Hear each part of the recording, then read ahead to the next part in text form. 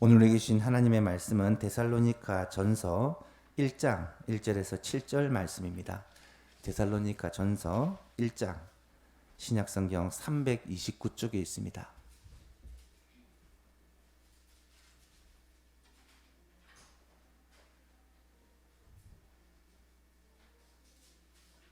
데살로니가 전서 1장 1절에서 7절까지 한 절씩 교독하겠습니다.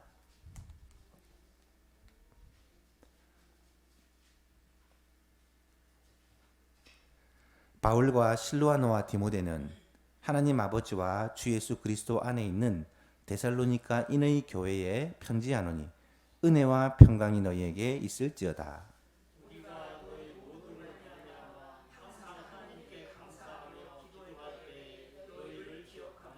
너희의 믿음의 역사와 사랑의 수고와 우리 주 예수 그리스도에 대한 소망의 인내를 우리 하나님 아버지 앞에서 끊임없이 기억함이니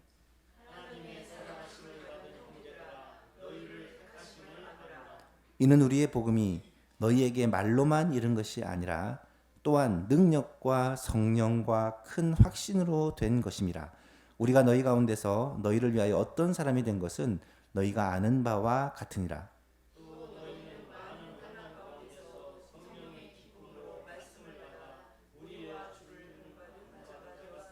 함께 있습니다. 그러므로 너희가 마게도냐와 아가야에 있는 모든 믿는 자의 본이 되었느니라. 아멘. 지난 주일은 부활주일이었기 때문에 주님의 부활을 함께 기뻐하고 감사하고 찬양하는 예배를 올려드렸습니다. 오전 예배는 결석 없는 주일로 지켰죠. 우리 예수망의 가족들 111명이 참여해서 함께 예배를 드렸습니다. 오후에는 부활절 칸타타로 하나님께 영광을 돌렸죠. 부활절 칸타타 영상이 어제 우리 교회 홈페이지에 떴길래, 유튜브에 떴길래 가족들에게 가족톡으로 올렸습니다. 그랬더니 칸타타 영상을 보고 가족들이 너무 은혜를 받고 또 우리 가족들은 우리 교회를 작은 교회라거든요. 작은 교회가 참 대단한 찬양을 했다면서 다들 이렇게 놀래하는 모습을 보았습니다. 부활의 주님, 그 주님은 지금도 살아 계십니다. 지금도 하나님의 보좌 우편에 우리를 위하여 기도하고 계시고 또 성령으로 우리 가운데 오셔서 우리와 함께 하시며 이 예배의 자리에도 우리와 함께하고 계신 줄로 믿습니다. 그 주님을 우리가 더 알아가고 주님을 더 가까이 하고 주님을 쫓아가는 우리 예소망교회, 오직 예수님만 바라보는 예소망교회가 되기를 간절히 바랍니다. 다시금 우리 교회의 올해 표어로 돌아가 보면 은혜와 평강이 충만한 교회, 하나님 우리 아버지와 주 예수 그리스도로부터 은혜와 평강이 충만하기를 바울이 편지를 쓰는 교회마다 그렇게 축복하잖아요. 은혜와 평강이 충만한 교회를 세워가기 위해 우리가 함께 힘을 쓰고 있는데요.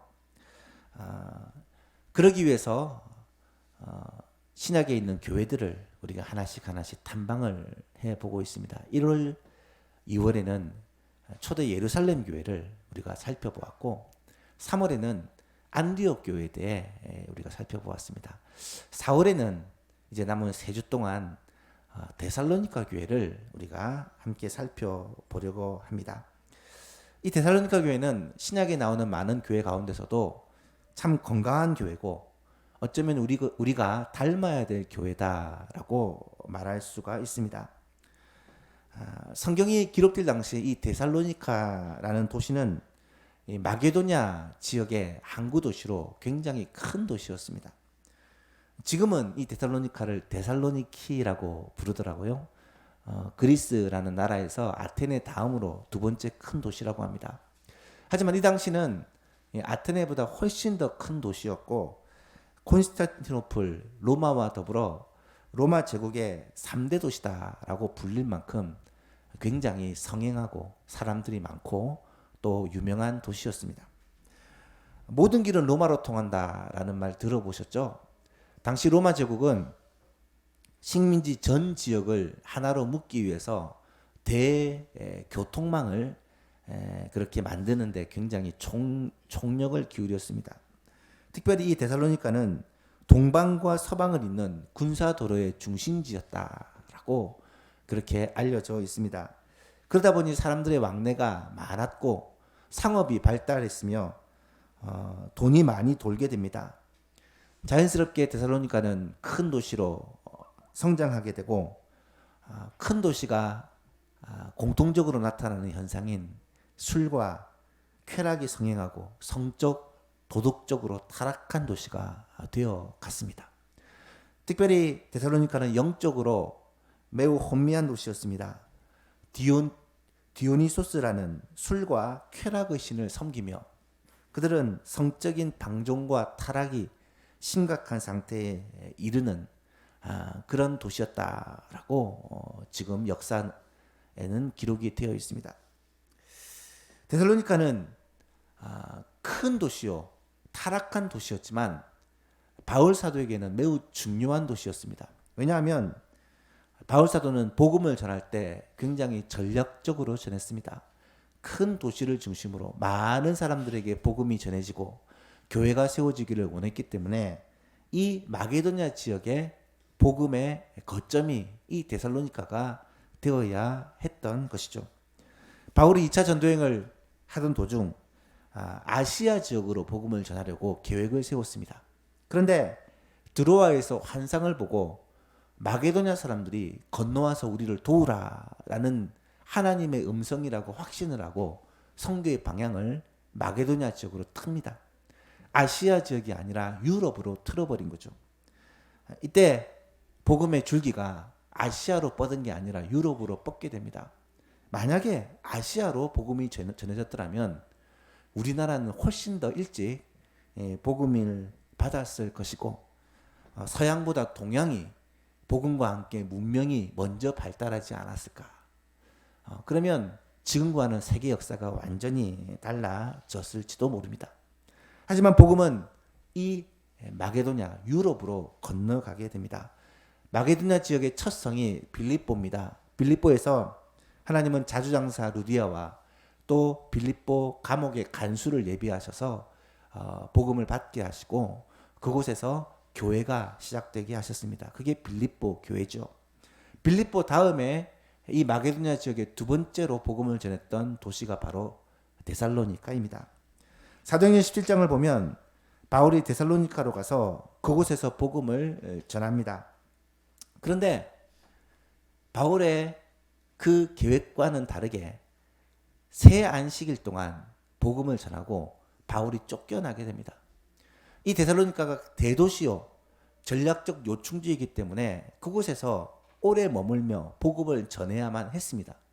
마치 고린도에서 2년 이상 머물고 에베소에서 3년을 머물렀던 것처럼 이 데살로니가에서도 오랫동안 머물며 복음을 전해야만 했는데 문제는 이 데살로니가의 유대인의 무리들이 이 바울이 전하는 복음을 싫어하여 바울을 박해합니다.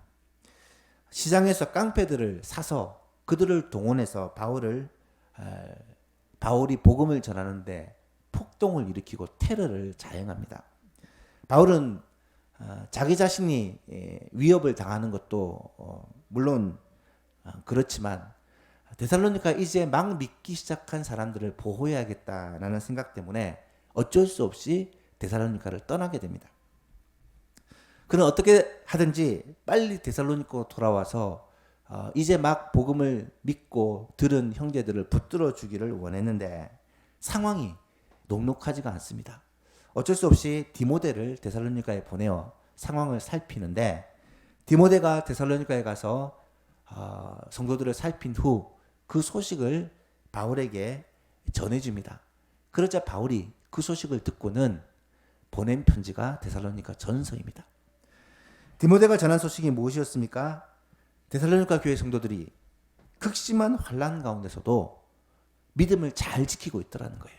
이제 막 복음을 받은 초보 신자들인데 환난 가운데서도 흔들리지 않고 믿음을 잘 붙들고 있더라는 소식입니다. 뿐만 아니라 마게도냐 지역과 더 나아가 아가야 지역까지 그들의 믿음의 아름다운 소문이 퍼지고 있더라는 소식을 전해 듣게 됩니다. 너무 기뻐하며 이 편지를 쓰고 있다라는 것이죠. 1절을 보니까 바울과 실로아노와 디모데는 지금 바울과 함께한 이 전도대의 무리입니다. 하나님 아버지와 주 예수 그리스도 안에 있는 데살로니가 인의 교회에 편지하노니, 데살로니가 교회라는 이런 건물이 있는 게 아니라 데살로니가 사람들이 가정에서 모여서 교회를 이루고 있습니다.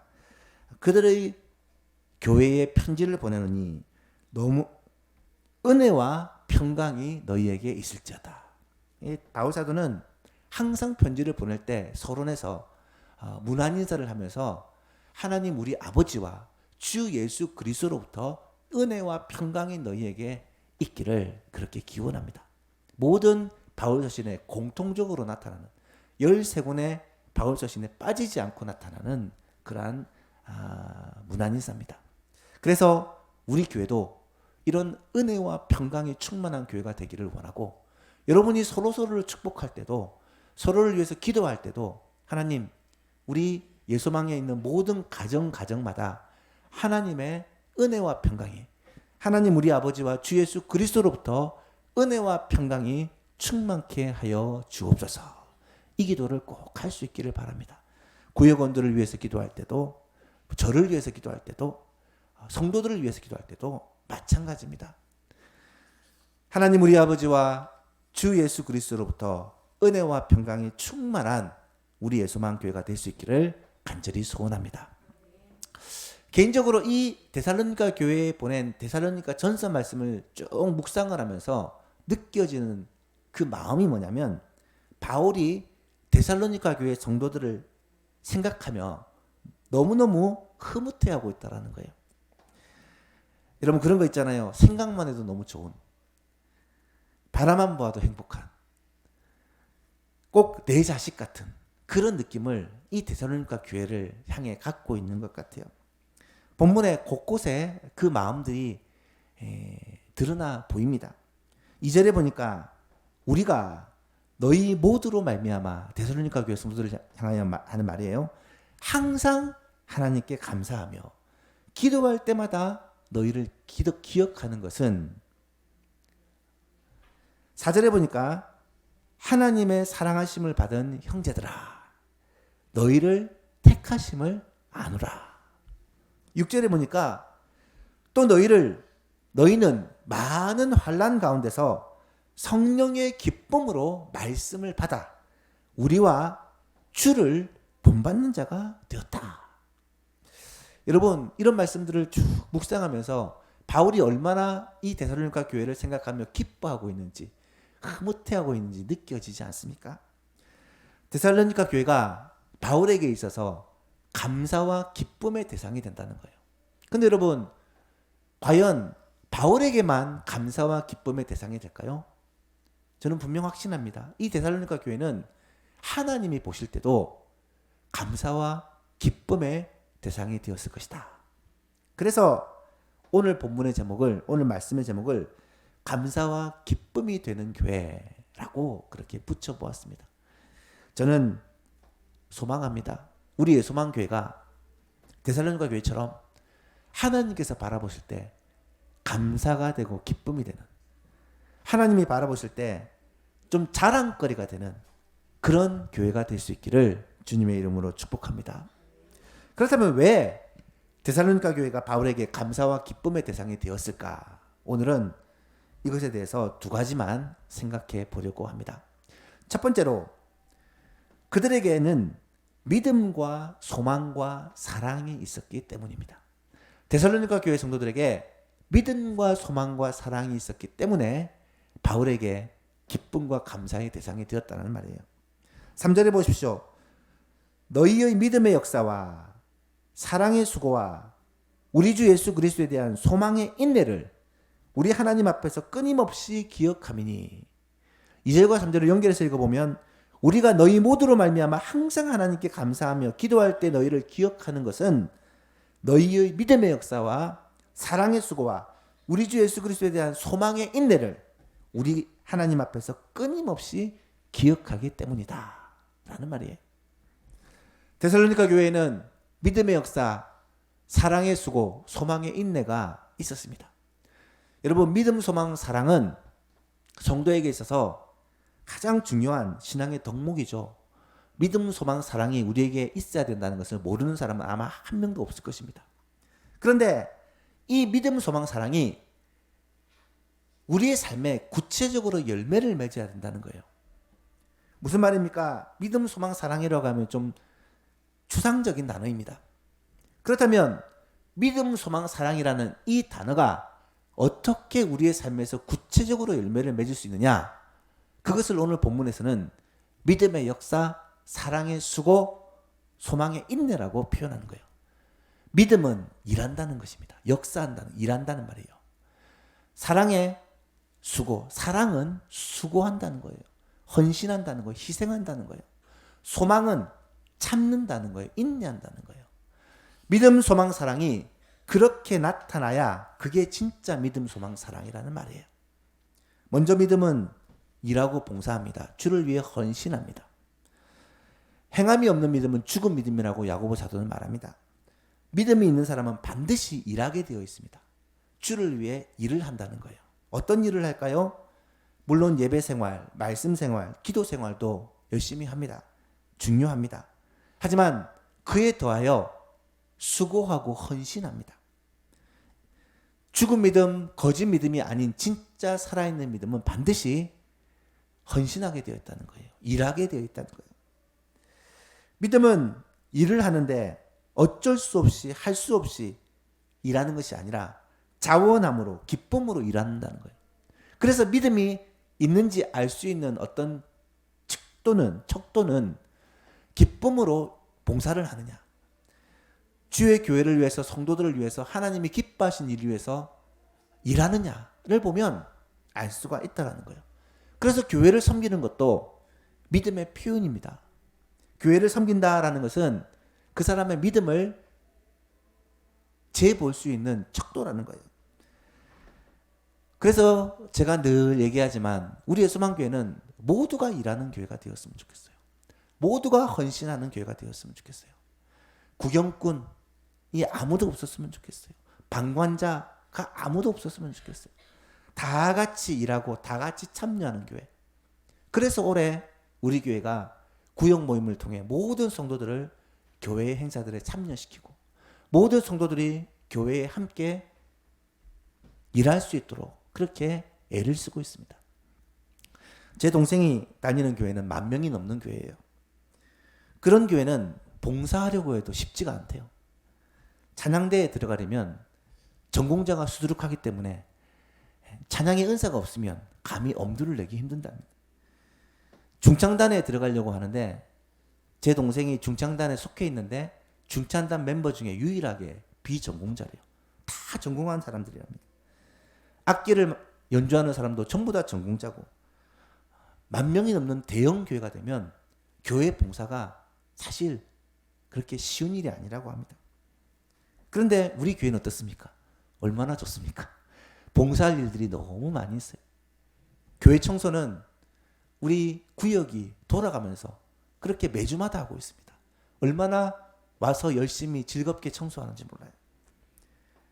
교회 주방에서 봉사하시는 분도 유전도 회원들이 다 같이 참여해서 그렇게 식사를 준비하고 봉사를 합니다. 주차 봉사하시는 분들은 남전도 회원들이 그렇게 적극적으로 헌신하고 봉사를 합니다. 방송실에서 또 재정부로 또 찬양대에서 또 교사로 우리 교회에 일할 수 있는 곳이 많다라는 것은 어떻게 보면 복이에요. 왜? 믿음은 반드시 일하기 때문입니다. 특별히 5월 한 달 동안은 가정의 달을 맞아서 우리 가족창으로 일부 예배 때 찬양을 드리려고 합니다. 4월까지는 벌써 다 찼고 5월에는 가족들이 제가 3명 이상이라고 좀 조건을 달았는데 물론 부부가 한 가정도 있지만 그건 언제라도 할 수 있으니까 5월달에는 좀 부모와 자녀 혹은 조부모님까지 좀 같이 많은 가족들이 함께 찬양하는 찬양이 되었으면 좋겠다 싶어서 3명 이상이다라고 좀 조건을 붙였습니다. 그래서 가족이 함께 하나님을 찬양하는 그런 아름다운 찬양의 기회가 있었으면 좋겠다라는 생각을 해봅니다. 교회를 섬길 수 있는 기회, 교회에 함께 참여할 수 있는 기회가 많다라는 것은 축복입니다. 우리 예수만교회 모든 성도들이 믿음으로 일하는 성도님 될 수 있기를 축복합니다. 두 번째로 사랑은 기꺼이 수고합니다. 강요해서 하는 것이 아니라 기쁨으로 수고합니다. 여러분 사랑하는 사람에게는요 수고하게 되어 있습니다. 시간과 돈을 아끼지 않습니다. 수고 없는 사랑은 사랑이 아니죠. 희생 없는 사랑은 사랑이라고 말할 수 없습니다. 부모와 자녀가 싸우면 누가 이깁니까? 무조건 자녀가 이깁니다. 왜요? 부모가 자녀를 더 사랑하기 때문이에요. 남편과 아내가 싸우면 누가 이기나요? 더 사랑하는 사람이 집니다. 사랑은 지게 되어 있습니다. 사랑은 희생하는 것이기 때문입니다. 주님 사랑합니다 라고 고백하는데 그 고백이 말만의 고백이 되지 않기 위해서는 우리가 주님을 위해 헌신할 수 있어야 돼요. 주님을 위해 드릴 수 있어야 돼요. 희생할 수 있어야 돼요. 손해볼 수 있어야 됩니다. 주님 사랑하기 때문에 내 생각과 내 고집과 내 하고 싶은 것을 포기할 수 있어야 돼요. 그게 진짜 사랑이라는 것입니다. 성경은 사랑한다고 하면서 형제를 사랑하지 않는 것을 거짓말하는 자라고 말합니다. 누구든지 하나님을 사랑하노라 하고 그 형제를 미워하면 이는 거짓말하는 자니 보는 바 그 형제를 사랑하지 아니하는 자가 보지 못하는 바 하나님을 사랑할 수 없느니라. 하나님 사랑은 반드시 형제 사랑으로 나타나야 한다라는 말씀이죠. 사랑은 수고하고 헌신합니다. 사랑장인 고린도서 13장은 이 사실을 너무나도 명확하게 가르쳐주고 있습니다. 사랑하는 예수만교회 성도 여러분, 사랑으로 수고하고 사랑으로 헌신하는 예수만 가족들 다 될 수 있기를 바랍니다. 예수만 교회를 사랑하기 때문에 교회를 헌신하고 성도들을 사랑하기 때문에 성도들에게 수고하고 하나님을 사랑하고 예수님을 사랑하기 때문에 헌신하는 예수만의 모든 가족들이 될 수 있기를 축복합니다. 세 번째로 소망은 인내합니다. 참습니다. 여러분 살다 보면 포기하고 싶을 때가 있죠. 모든 것을 놓아버리고 싶을 때가 있습니다. 그럴 때 포기하지 않고 끝까지 견딜 수 있는 힘이 어디서 오느냐? 바로 소망으로부터 옵니다. 예수 그리스도에 대한 참된 소망은 우리로 하여금 끝까지 인내하게 합니다. 우리를 판단하고 평가하고 우리를 심판하실 분은 오직 예수님이거든요. 그래서 눈물과 때로는 억울함과 때로는 오해를 우리가 받고 살지라도 하나님의 예수님의 그 마지막 심판에 대한 소망이 있기 때문에 우리는 끝까지 인내하는 것입니다. 우리 주님은 반드시 오십니다. 주님이 다시 오실 때가 되면 모든 것이 다 드러납니다. 감추었던 것이 다 드러납니다. 상 주실 자에게 상을 주시고 벌하실 자를 벌하십니다. 하나님은 공의로 선악간의 모든 것을 심판하실 것입니다. 우리는 이 소망이 있기에 넉넉히 인내할 수 있습니다. 만약에 우리가 살아계실 때 주님이 오신다면 우리는 영광 중에 주님을 영접할 것입니다. 성경은 주님이 오시는 것을 모두가 목격하게 될 것이고 우리는 하늘로 들어 올려져 공중에서 주를 영접하게 될 것이라고 말씀합니다. 상상만 해도 짜릿합니다. 만약에 우리가 죽은 후에 예수님이 오신다면 우리는 부활의 영광에 참여하게 됩니다. 주님 앞에 부끄러움이 없는 모습으로 그 영광과 칭찬과 상급을 받게 될 것입니다. 어떤 경우에도 성도는 낙심하거나 절망하거나 포기할 수 없습니다. 왜요? 우리에게는 영원한 소망, 영생의 소망이 있기 때문입니다. 믿음의 역사, 사랑의 수고, 소망의 인내. 이것들은 우리의 삶을 숨쉬게 만듭니다. 우리에게 진정한 행복을 맛보고 누리게 합니다. 성도에게 있어 이 믿음의 역사와 사랑의 수고와 소망의 인내는 신앙생활의 활력소가 됩니다. 더 나아가서 이 믿음, 소망, 사랑이 우리에게 있을 때 하나님의 감사와 기쁨이 됩니다. 하나님의 자랑거리가 됩니다. 하나님이 우리 때문에 기뻐하시고 하나님이 우리 때문에 찬송하실 것입니다. 사랑하는 예수만교신도 여러분, 이런 은혜가 우리 예수만교회 모든 성도들에게 꼭 함께하기를 주님의 이름으로 축복합니다. 큰 두 번째로 데살로니가 교회가 어떻게 바울에게 감사와 기쁨의 대상이 될 수 있었느냐. 그들은 믿음의 본을 보이는 교회였기 때문입니다. 데살로니가 교회는 어쩌면 가장 복음을 받아들이기 힘든 환경에 있는 교회입니다. 데살로니카라는 교회가 굉장히 초대형 교회요, 환락의 교회요, 영적으로 타락한 교회라고 말씀드렸습니다. 로마와 헬라의 문화가 섞여 있는 전형적인 이방 문화의 중심지가 이 데살로니카입니다. 게다가 유대인들이, 같은 동족들이 믿는 사람들을 그렇게 핍박을 했던 교회입니다. 여러 가지 상황이나 환경을 볼 때 이 데살로니가 교회가 복음을 받아들이고 부흥하기가 쉽지 않은 교회인데, 놀랍게도 많은 사람들이 복음을 받아들이고 예수를 믿었다라는 것입니다. 그렇게 된 이유가 무엇이었느냐? 4절 5절은 이렇게 말씀합니다. 하나님의 사랑하심을 받은 형제들아, 너희를 택하심을 아노라. 이는 우리 복음이 너희에게 말로만 이른 것이 아니라 또한 능력과 성령과 큰 확신으로 된 것임이라. 우리가 너희 가운데서 너희를 위하여 어떤 사람이 된 것을 너희가 아는 바와 같으니라. 이 말씀을 잘 보시면 적어도 3가지 이유가 있다는 것을 알 수 있습니다. 첫 번째 이유는 하나님이 그들을 택하셨기 때문이라는 것이고, 두 번째 이유는 복음이 능력과 성령과 큰 확신으로 전해졌기 때문이라는 것이고, 세 번째는 그렇게 복음 전하기 위해 바울과 그 일행이 사랑으로 헌신하고 수고했기 때문이다 라는 사실을 알 수 있습니다. 바울과 실라와 디모데는 데살로니가 교회 성도들에게 이 하나님의 복음을 전하기 위해 단지 말로만 아니라, 말의 능력뿐만 아니라 능력과 성령과 큰 확신을 가지고 이 복음을 전하기 위해 힘썼고, 그 복음을 그들이 잘 받아들이게 하기 위해 사랑으로 수고하며 헌신하며 그렇게 복음을 전했다는 것입니다. 따라서 그들은 복음을 받았는데 어떻게 받았느냐? 6절에 보니까 또 너희는 많은 환난 가운데서 성령의 기쁨으로 말씀을 받아 우리와 주를 본받은 자가 되었나니. 데살로니가 교회 성도들이 바울을 통해 주시는 이 복음을 어떻게 받았느냐? 성령의 기쁨으로 받았다. 성령의 기쁨으로 받았다. 그리고 그 말씀을 받았다. 여러분, 말씀과 성령이 함께 역사하면 일어나는 시너지는 말로 다 할 수가 없습니다. 우리의 생각과 삶을 바꾸는 것은 결국 말씀의 역사와 성령의 역사인데, 이것이 함께 나타날 때 정말 놀라운 역사가 나타나는 거예요. 성령님이 역사하실 때 말씀은 살아있는 하나님의 말씀, 능력의 말씀이 되는 거예요. 성령께서 역사하실 때 이 말씀은 성령의 검이 되어 우리의 혼과 영과 관절과 골수를 찔러 쪼개는 능력의 말씀이 되는 것입니다.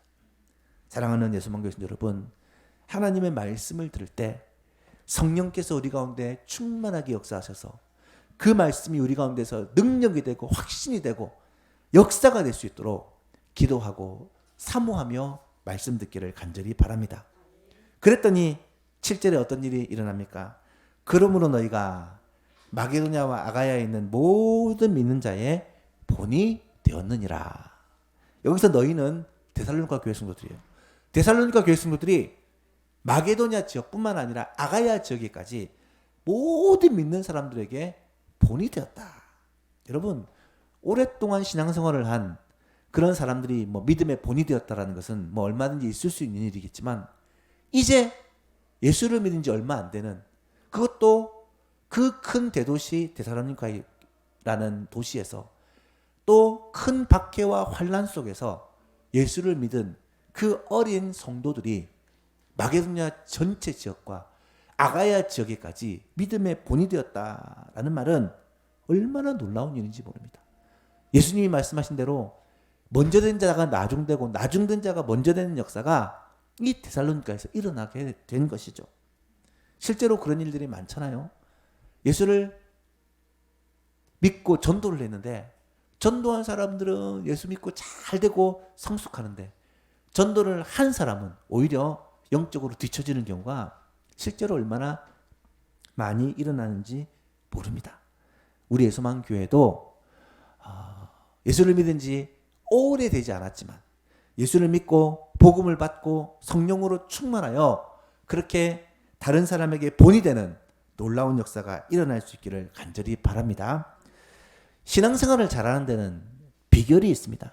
물론 하나님의 말씀을 열심히 배워야 되고 기도도 열심히 해야 되고 예배생활, 봉사생활, 주님 앞에 성숙하기 위해 은혜를 사모해야 되죠. 그런데 신앙생활을 잘하는 비결 가운데 제가 생각할 때는 굉장히 중요한 방법 중에 하나가 영적인 스승을 잘 만나는 것이고 믿음의 동료들을 잘 만나는 거라고 생각합니다. 주위 사람들이 어떤 사람이냐에 따라 그 사람의 신앙이 굉장히 영향을 많이 받습니다. 주위에 본받고 싶은 영적인 그런 선배들, 좋은 본이 되는 사람들이 여러분에게 있습니까? 여러분에게 닮고 싶은 좋은 목회자, 좋은 선배, 좋은 신앙의 동료들이 여러분에게는 있습니까? 만약에 그렇다면 그것이야말로 최고의 축복이라고 생각합니다. 예수님이 제자들에게 있어서는 그런 존재였습니다. 제자들이 여러 가지로 단점이 많은 사람이었지만 좋은 스승과 함께 있으며 말씀을 배우고 또 삶을 배우고 영향력을 받았기 때문에 그 제자들이 세상을 바꾸는 능력의 종들이 될 수 있었죠. 데살로니가 교회도 이 바울과 실라와 디모데라는 좋은 영적 지도자들의 그 모습과 헌신과 삶을 통해 영향을 받았기 때문에 그들도 다른 사람에게 좋은 영향력을 줄 수 있는 믿음의 본이 되었다라는 말입니다. 신앙생활을 하면서 처음으로 만나는 사람이 중요하다는 것은 여러분 아실 거예요. 새벽 기도하는 사람 만나면요.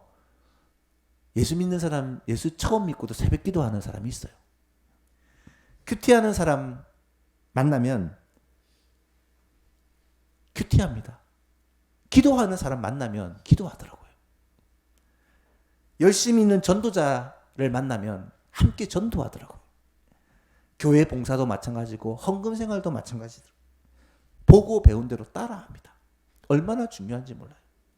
그래서 좋은 영적 지도자가 있고 좋은 신앙의 동료들이 있는 신앙 공동체가 너무너무 중요하다는 것입니다. 제가 생각할 때는 우리의 소망교회가 그런 면에서 참 좋은 교회라고 생각해요. 믿음에 영향력을 미치는 좋은 신앙의 선배들과 동료들이 우리 주위에 참 많아요. 그래서 제가 초기에 참 많이 했던 말이잖아요. 인생의 방황은 예수 그리스도를 만나면 끝이 나고 신앙의 방황은 좋은 교회를 만나면 끝이 난다. 우리 예수만교회가 하나님 보실 때 신앙의 방황을 끝내는 그런 좋은 교회가 될 수 있기를 바랍니다.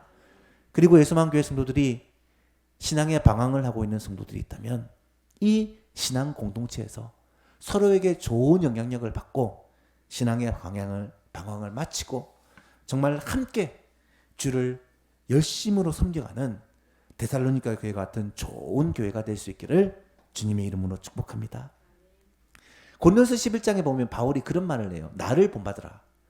여러분, 나를 본받으라는 말은 절대로 쉽게 할 수 있는 말이 아니에요. 자기를 자랑하는 말이 아닙니다. 바울은 내가 그리스도를 본받은 자 된 것 같이 너희도 나를 본받으라고 자신 있게 얘기합니다.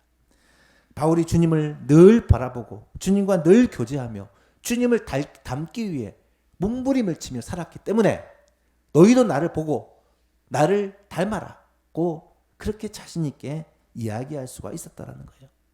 우리 예수만 교회도 예수님을 쫓아가고 닮아가는 사람들이 많아지기를 소원하고 그 모습을 바라보고 구역원들이 또 주위의 신앙의 어린 성도들이 그 모습을 닮아가는 아름다운 신앙의 본을 보이는 성도가 많이 세워지는 예수만 교회가 될 수 있기를 주님의 이름으로 축복합니다. 말씀을 맺습니다. 데살로니가 교회는 바울 사도에게 또 하나님께 감사와 기쁨이 되는 교회입니다. 왜 그렇게 확신할 수 있습니까? 그들에게는 믿음의 역사, 사랑의 수고, 소망의 인내가 있었기 때문입니다. 또한 그들은 마게도냐와 아가야에 있는 많은 믿는 자들에게 좋은 본이 되었기 때문입니다. 사랑하는 예수만 교회 성도 여러분, 우리 예수만 교회가 하나님이 보실 때 정말 감사와 기쁨과 찬송이 되는 자랑거리가 되는 그런 교회가 될 수 있기를 간절히 바랍니다. 우리 가정이, 우리 교회가, 우리 성도들 한 명 한 명이 믿음의 본을 보이는 예수님을 많이 닮아 있는, 그래서 다른 사람에게 선한 영향력을 미치는 그런 좋은 성도, 좋은 가정, 좋은 교회가 될 수 있기를 우리 주 예수 그리스도 이름으로 축복합니다.